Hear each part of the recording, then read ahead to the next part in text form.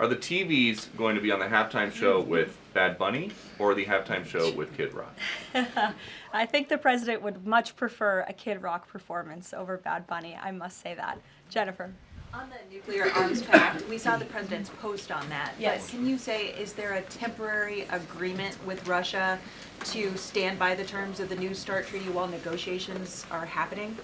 Not to my knowledge. Again, to your point, Jennifer, I just do want to reiterate exactly what the president said.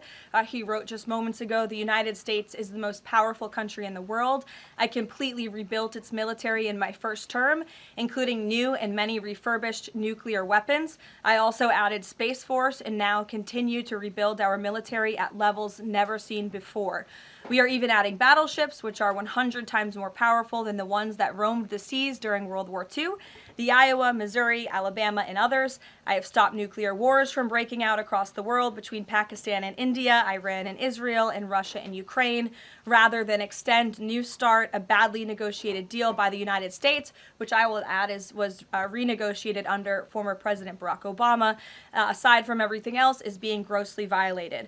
The president wants to have our nuclear experts work on a new, improved, and modernized treaty that can last long into the future, and that's what the United States will continue to discuss with the Russians.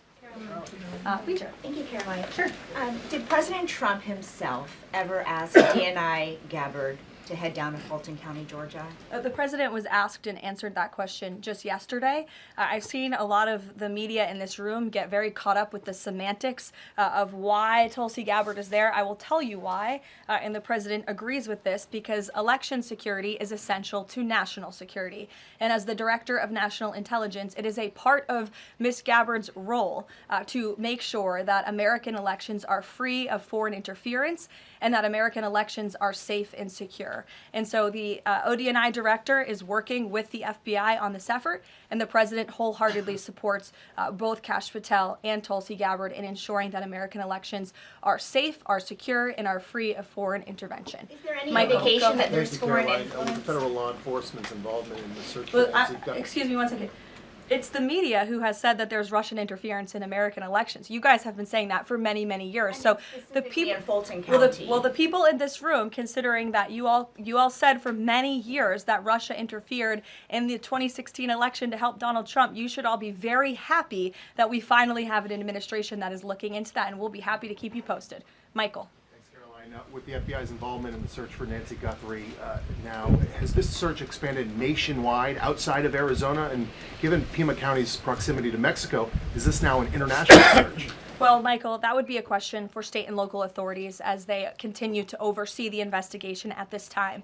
Again, the federal government and the FBI have offered any and all resources, but the state and local authorities are still leading the investigation, so I would direct you to them. I'm certainly not in a position to talk about it. One other question, Caroline. Sure. Friday's talks with Iran, they were originally supposed to take place in Turkey. They've now been moved to Oman. Can you tell us the reason for that move? Look, the president, diplomacy is always his first option when it comes to dealing with countries all around the world, whether it's our allies or our adversaries. And so Special Envoy Witkoff and Jared Kushner will be traveling to Oman for those talks tomorrow, and we will see what comes of those. The president is standing by for an update from them. Sure, in the pink. Thank you, Caroline.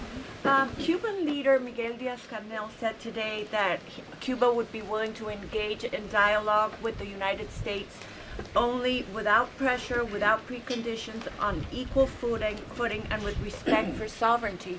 But his government is denying what President Trump said, that they are already holding talks. How would you respond to that? I think the fact that the Cuban government is on its last leg and its country is about to collapse, they should be wise in their statements directed towards the President of the United States. But as I just reiterated, the President is always willing to engage in diplomacy, and I believe that's something that is taking place, in fact, with the Cuban government.